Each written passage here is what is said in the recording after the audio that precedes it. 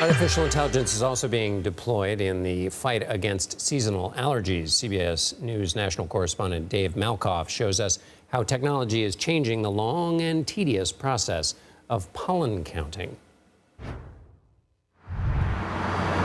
Atlanta is known as a city in a forest. It's kind of crazy. It was on one of Atlanta's legendary high pollen days when Emory professor Dr. Young Liu started feeling off. I just couldn't breathe. I'm like struggling for air. The professor who studies environmental health, Let's see what's happening. was stumped until he got the diagnosis. Adult onset asthma. I never heard of it. Because of pollen, something that's getting worse because of warming temperatures caused by climate change. Runny nose, itchy eyes. It's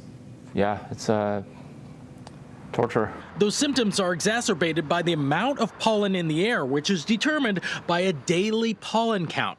Here's how it's measured. Single to double digits is low. In the 1500 range is very high.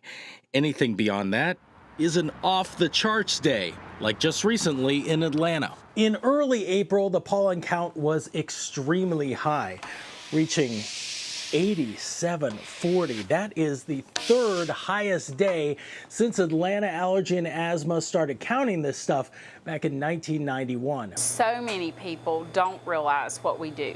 They think it's done by a machine. It's not. Trained technicians remove the grains from this device, then under a microscope, they count each one. I think sometimes I forget the impact that the pollen count has on our patients, friends, family. It's considered the most accurate way, but it's also expensive and time-consuming. That's part of the reason why there are fewer than 90 certified stations across the country.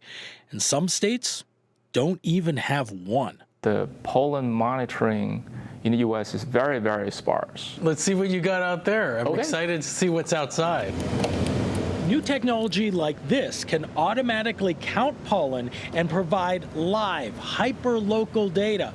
Dr. Liu is testing its accuracy. It's portable and it's AI-driven. So it has the ability to provide real-time pollen monitoring near you. It won't replace hand counting, but it will give you more information about what's floating around your neighborhood. I say in 5 years, we will be able to make more reliable pollen forecast hour by hour. So that can really help a lot of people. To know what's causing your symptoms and when to be ready for them.